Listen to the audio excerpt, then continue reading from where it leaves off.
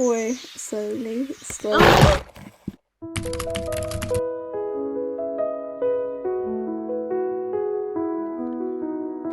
For most people, summer is all about getting a tan, enjoying the heat, and just accepting the sun.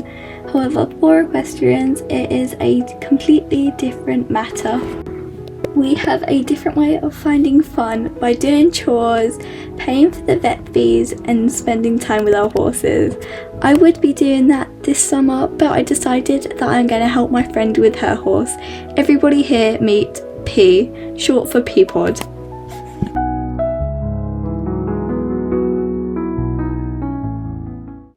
P here is a top-class dressage stallion who stands around 16'3" hands. Now a Tennel, a teenage girl who is a show jumper. With a mix of both experiences, my friend has loaned me P for the summer to transform him into a hunter jumper, but jokes aside, he has never seen a pole before. So right away I got him all tacked up in the Mexican bridle martingale because apparently he's supposed to be really strong in hand and when being ridden. And I put on the jumping saddle as well, so it's a lot different compared to his usual dressage saddle and snaffle bit. However, I want him to get used to it, so I'm going to have a quick walk, trot, canter around and see what he is like when being ridden and see if he is comfortable in this tack. So during the warm-up, I just simply asked for a really lovely walk, of which he had a nice arched neck. But for dressage and jumping, they are two completely different things. So for dressage, that is absolutely wonderful. However, for jumping, I would advise that he keeps his head up and alert at all times. So I kicked him on a little bit so he could raise his head a tiny bit more, which he did perfectly. So he's really good with aids. But he is very strong compared to some of the horses that I've ridden before, which is kind of why he needed a martingale. My friend is really strong with him, not in like a mean way, but she's really strong, so she can control him quite well.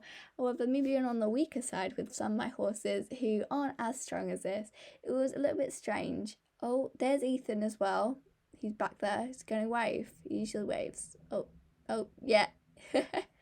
Him being particularly strong, I asked for an even faster trot, and then he kind of went into canter, which isn't ideal. So I slowed him down again, saying we can go to the corners and actually pick up a canter, which he was refusing to canter. So that was pretty interesting, considering that I wanted him to canter, and then he didn't, and then my lag kind of kicked in. But aside of my lag, he was really good, and I asked for a canter, which he's supposed to be really bouncy, and my friend was correct. He was really bouncy, and if you guys can notice, his girth was coming really loose, of which I did tighten up quickly in this clip. I don't think I had a video of me tightening up his girth, but he got his girth tightened a lot more. I was trying to avoid the poles as much as I possibly could, as I don't want him going over them just yet. There is also a horse there because her rider, I can't remember the horse's name, it's one of my friend's horse, and she was just putting up the poles, so yeah, that's kind of why she's just stood in the middle, if you guys are wondering. So we had a change of rein as we had already ridden on that rein, so we are on this one. So as soon as I got to the corner, I was going to ask him for canter, of which he went lovely into a nice canter. This rein was probably the smoothest rein out of the other ones until I asked him into more of a forward canter, of which was quite bouncy. I've got to admit, if you can't see me like casually bouncing and leaning forward a little bit, please do ignore my EQ in the canter on him. I'm still kind of getting used to him. So in this clip, I was introducing him to the poles, of which he was not particularly a big fan. He kept backing up, bucking, rearing, doing all sorts of nonsense. So I decided to take him for a walk or a trot, of which I went into a trot, as that was more like I was saying, you don't need to be scared of this, you can just go straight in. So I trotted him around the poles before taking him back in to see what he's like. This time he stopped dead in the centre, and then after a couple of kicks, he actually went into a nice walk over the poles, and of course I'm so proud of him. After lots of passive reassurance, I asked him over the pole, which he was a bit hesitant So I had to give him a couple of kicks and he went over it absolutely perfectly. So that is the response that I was hoping for as we were working with poles, which he did absolutely wonderfully. I am so proud of him. I decided to take him over these nice purple poles because they actually matched our tack and he went over them perfectly. He was a bit hesitant on that last bit, but then after that one, for the rest of the poles this session, he was an absolute darling. I managed to trot him over these poles, of which he had that nice floaty trot again, but I wasn't complaining because he did go back into the normal trot when I asked him to, and then when I asked him to extend, he did it wonderfully. So I asked him over the raised poles, of which he kind of plopped over them. He's had a quick look at them, and of course he's used these before, so he knew exactly how to do them, as I do use them in dressage sometimes in the training, which I was quite happy with considering that he hasn't really seen raised poles before, and honestly he did quite well over those.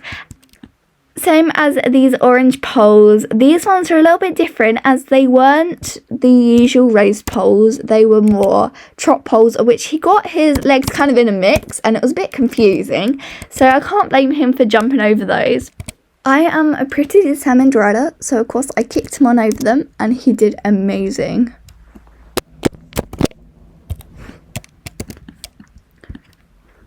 Okay, so it is the next day. It is quite early in the morning. I would imagine it is about 9 or 10 o'clock in the morning, so not too early, but early for me and most equestrians, I've got to admit. Well, other than on competition days, but it can be pretty early to be riding. So I have all of the hunter jumps set out and I'm going to be attempting to pop him over some of the lower jumps today and hopefully achieve a tiny course. So I am planning on going over that jump over there, so the little brick jump. I don't know if you can see where my master's pointing. Over there is where the other jump that we're going to be trying is. So I have already given him a nice warm up, so I am going to go straight into it and just kind of circle him around all of the jumps in a nice steady canter, making sure that he doesn't get too confused. Of course in between there he did, but that's my fault because I took a really small corner and turn in there. He doesn't seem one bit phased, but he does seem pretty intrigued in the jumps, so I am going to take him straight in, going on strong and see what he's like. I'm going to bring him in a trot burst as I want him to be able to stretch his legs, and feel free to stop if he really needs to, but there was no need for that. He did the biggest jump over it, but he made it over and he was being such a good boy.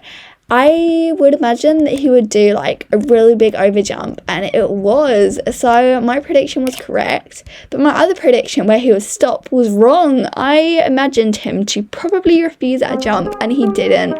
So I am very proud of him.